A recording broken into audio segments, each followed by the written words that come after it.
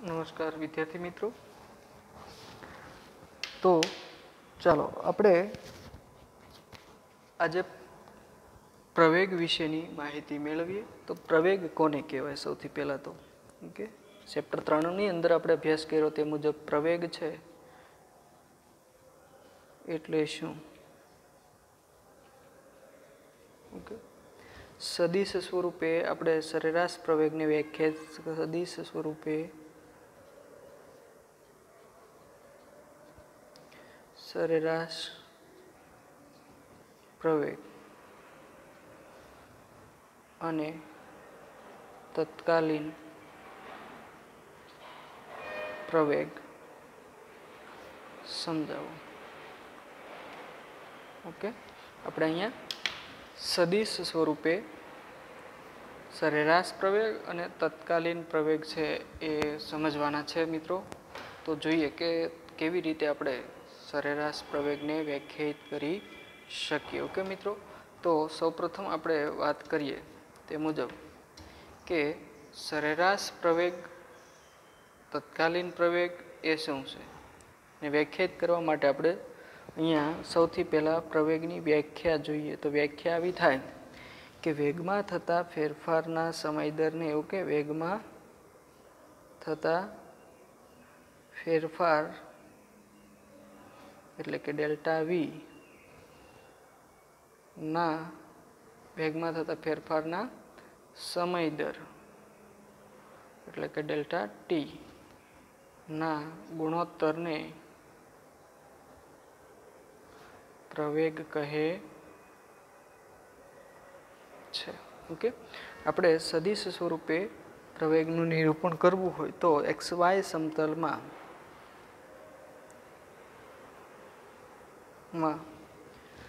કોઈ એક ગતિમાન પદાર્થ એટલે કે ગતિ કરતો પદાર્થ ઓકે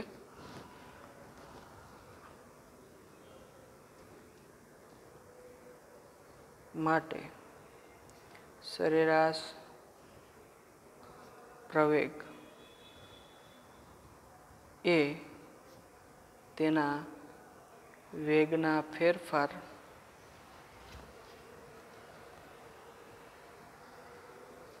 અને તે માટે લાગતા સમયગાળાના ગુણોત્તર જેટલો હોય। ઓકે, તો આપણે વ્યાખ્યા અનુસાર સરેરાશ પ્રવેગ છે એને આવી રીતે વ્યાખ્યાયિત કરીએ તો સરેરાશ પ્રવેગ બરાબર વેગમાં થતો ફેરફાર છેદમાં સમયગાળો। ઓકે, વેગમાં થતો ફેરફાર આપણે જોયો કે ભાઈ સદિશ વી બરાબર શું હતું? તો કે સદિશ વી એક્સ આઈ કેપ પ્લસ વી વાય જે કેપ આવું આપણી પાસે સૂત્ર છે। તો અહીંયા કિંમત મુકાય ડેલ્ટા સદિશ વીની કિંમત શું છે? તો કે વી એક્સ આઈ કેપ પ્લસ વી વાય જે કેપ ઓકે એના આખાના છેદમાં ડેલ્ટા ટી। ચાલો હવે આપણે ડેલ્ટાને અંદર ગુણીએ તો આવું થાય કે ડેલ્ટા વી એક્સ છેદમાં ડેલ્ટા ટી આઈ કેપ એવી જ રીતે પ્લસ ડેલ્ટા વી વાય છેદમાં ડેલ્ટા ટી જે કેપ। તો મિત્રો આ જે આપણને મળ્યું છે એ ઘટકો સ્વરૂપે મળ્યું। ઓકે, અને આપણે આવી રીતે પણ લખી શકાય કે સદિશ સરેરાશ પ્રવેગ બરાબર આને કહેવાય વેગનો પ્રવેગનો ઓકે એક્સ દિશાનો ઘટક એટલે આપણે એને એ એક્સ પણ કહેવાય અને આપણે વાય દિશાનો પ્રવેગ કહેવાય એટલે એને એ વાય જે કેપ પણ કહેવાય।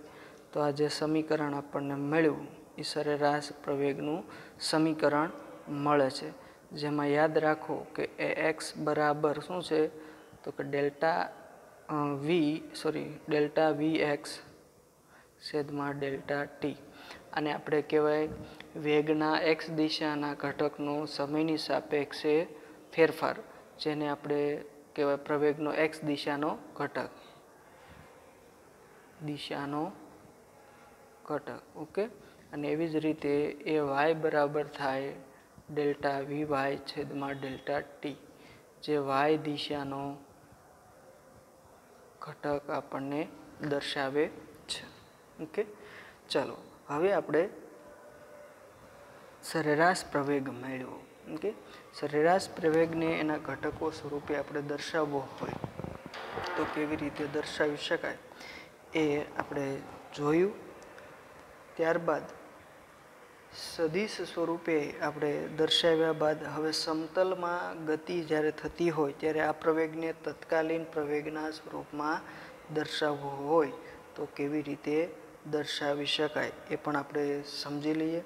ઓકે, બીજું અહીંયા એક તમને આકૃતિ પણ દોરવામાં આવેલ છે, પણ એ આકૃતિને આપણે તત્કાલીન પ્રવેગના સંદર્ભમાં સમજીએ તો વધારે તમને ખ્યાલ આવશે. ઓકે, તો આ હતો સરેરાશ પ્રવેગ. ઓકે, હવે આપણે જોઈએ તત્કાલીન વેગ. આનો આ પ્રશ્ન જ છે, પણ હું એ ટોપિક અહીંયા પાછળ જણાવું છું. તત્કાલીન પ્રવેગ. ઓકે, તો તત્કાલીન પ્રવેગ કેવો કે સમયગાળો જો તમે શૂન્યવત લઈ લો, સમયગાળો શૂન્યવત એટલે કે શૂન્યની તદ્દન નજીક હોય મળે ત્યારે મળતા પ્રવેગને, મળતા સરેરાશ વેગને, સરેરાશ પ્રવેગને તત્કાલીન પ્રવેગ કહે. ઓકે, એટલે સરેરાશનું સિમ્બોલ અહીંથી નીકળી જશે. જો આપણે એને દર્શાવવું હોય તો સમીકરણ 1 જે આપણે જોયું પરથી, ઓકે, આવું હતું કે ભાઈ એ સરેરાશ પ્રવેગ બરાબર, okay, del V X by delta T I cap plus delta V એ વાય છેદમાં ડેલ્ટા ટી જે કેપ. આ જે સૂત્ર છે એના ઉપરથી આપણે આને ડેલ વી બાય ડેલ લખી શકીએ. Okay, del V by delta T એવું પણ લખી શકીએ. તો આનું લિમિટ લઈ લેવાનું, એટલે ડેલ્ટા ટી ટેન્સ ટુ 0 લક્ષમાં લેતા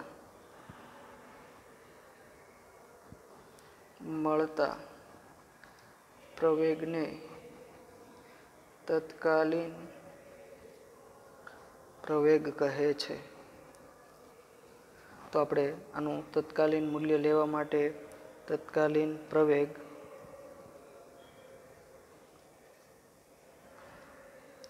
એ બરાબર limit delta T tends to 0, okay, delta વીના છેદમાં ડેલ્ટા ટી. પણ મિત્રો અહીંયા ડેલ્ટા વી બરાબર આપણે જાણીએ છીએ કે ડેલ્ટા વી બરાબર છે ડેલ્ટા વી એક્સ આઈ cap plus delta V Y જે કેપ. ઓકે, આ કિંમત આપણે અહીં મૂકીએ તો આપણને જે ઘટક મળે છે એવો મળે છે કે એ બરાબર, okay, limit delta T tends to 0 delta V x I cap છેદમાં delta T plus delta V Y છેદમાં delta T J cap. Okay, અને ઘટક સ્વરૂપે આપણે લખી દીધો. હવે આમાંથી જે કોમન નીકળે આઈ છે એ અચળ છે, કોમન નીકળે limit delta T tends to 0 delta V X છેદમાં delta T plus limit, okay, delta T tends to 0 J cap common નીકળી જાય તો ડેલ્ટા વી વાય છેદમાં ડેલ્ટા ટી આવું થશે. હવે આને શું કહેવાય તો કે એ એક્સ કહેવાય. એને શું કહેવામાં આવે? એ એક્સ કહેવાય. એટલે આપણે અહીંયા એ એક્સ મૂકીએ અને આઈ કેપ પ્લસ આને કહેવાય એ વાય, ઓકે, આને કહેવાય જે કેપ. તો મિત્રો આ આપણને કોના સ્વરૂપે મળી ગયું? ઘટક સ્વરૂપે પ્રવેગ મેળો કહેવાય. ઓકે, અને આવી રીતે પણ લખાય કે D V X by DT I cap plus DV Y છેદમાં ડીટી જે કેપ, કારણ કે એ પણ શું છે, વિકલિત છે વેગનું. ઓકે, એટલે આવી રીતે પણ આપણે લખી શકીએ. ઓકે, અહીંયા એવું કહી શકાય કે એ એક્સ બરાબર શું છે, તો કે ડીવી એક્સ બાય ડીટી, અને એ વાય બરાબર શું છે, તો કે DV Y by DT. Okay, જે અનુક્રમે વેગના એક્સ દિશાના ઘટકનું સમયની સાપેક્ષ વિકલિત, જે પ્રવેગનો એક્સ દિશાનો ઘટક બતાવે, અને વેગના વાય દિશાના ઘટકનું સમયની સાપેક્ષ વિકલિત એ આપણને પ્રવેગનો વાય દિશાનો ઘટક દર્શાવે છે. જો આપણે આની આકૃતિઓ દોરવી હોય તો આકૃતિ સ્વરૂપે આપણે લખી શકીએ આવી રીતે મિત્રો, કે જો સમયગાળો નાનો લેતા જઈએ. ઓકે, હું અહીં પહેલાં આકૃતિ દોરી નાખું છું એટલે તમને ખ્યાલ આવશે કે કેવી રીતે આપણે એને સમજવું છે. જેમ આપણે સરેરાશ વેગ ઉપરથી તત્કાલીન વેગ મેળવ્યો હતો એ જ રીતે અહીંયા આપણે જોઈશું કે કેવી રીતે આપણે. ઓકે, આ આલેખો છે જેમાં આપણે એક્સ અક્ષ અને એની વાય અક્ષો દોરીએ.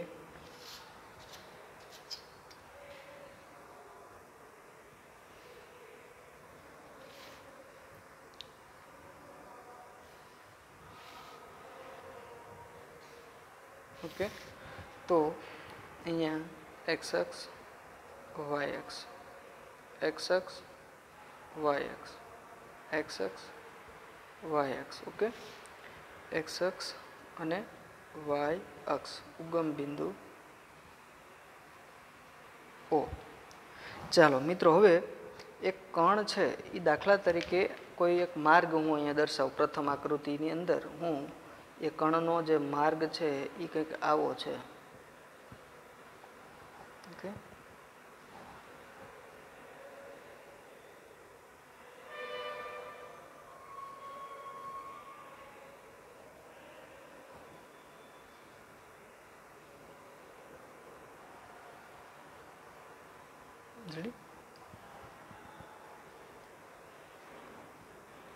હવે ધારો કે આપણે સમયગાળો લેતા જઈએ. ઓકે, કે વેગના કિસ્સાની જેમ આપણે પ્રવેગની અંદર, ઓકે, તત્કાલીન પ્રવેગને આલેખની રીતે કહેવાય, અને શું કહેવાય, આલેખની રીતે મેળવવા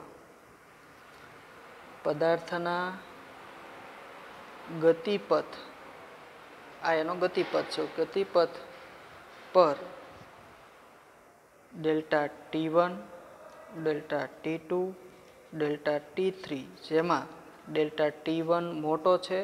ઓકે, કોના કરતાં, તો કે ડેલ્ટા T2 કરતાં, એના કરતાં નાનો ડેલ્ટા T3 છે. ઓકે, આવી રીતે છે. એમ ત્રણેય જે સમયગાળાઓ છે એ સમયગાળામાં પર સમયગાળો નાનો ને નાનો લેતા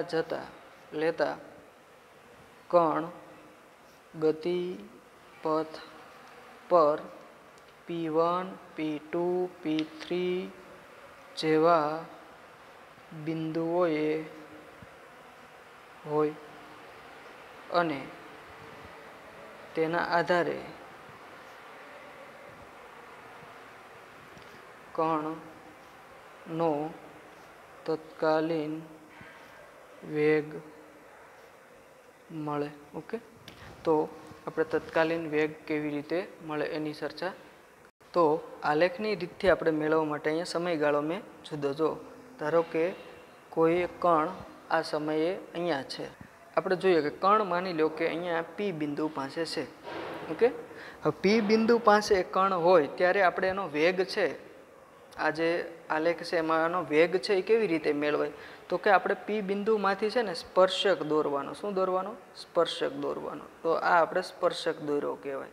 તો સ્પર્શક જે શું બતાવે છે, તો કે P બિંદુ પાસે એનો વેગ બતાવે છે.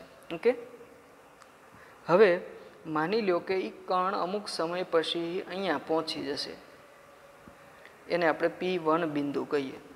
તો P1 બિંદુ પાસે આપણે સ્પર્શક દોરીએ તો એનો વેગ છે એ આ દિશામાં હશે. જેને આપણે વી ડેશ કહીએ. તો મિત્રો અહીંયા બંનેની વેગની દિશા પી તથા P1 બિંદુએ કેવી છે? જુદી જુદી છે. જે આલેખમાં જોઈએ આપણે તો આવી રીતે થાય કે ભાઈ પી બિંદુએ વેગની દિશા તો કે આમ, ઓકે. પી ડેશ બિંદુ પાસે વેગની દિશા તો કે આ રીતે, જે વી ડેશ. તો વેગમાં થતો ફેરફાર છે એ કઈ દિશામાં હોય? તો કે આ દિશામાં, જેને આપણે ડેલ્ટા વી કહેવાય. ઓકે.